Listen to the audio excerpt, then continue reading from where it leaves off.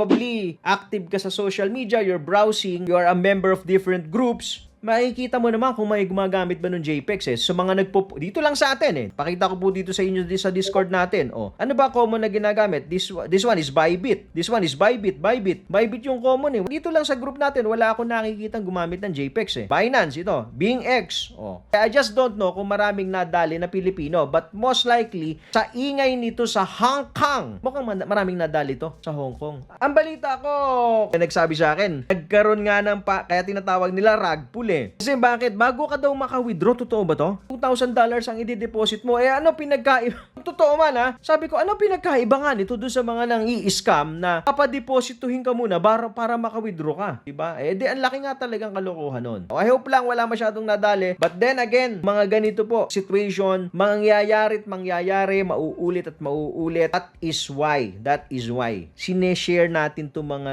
news na ganito. Para dumating po yung panahon in the future no, na meron ulit ganitong sitwasyon, maalala nyo, uy, medyo similar to sa JPEGs. Mag-iingat tayo. It's importante sa akin. Actually, you'll never know eh.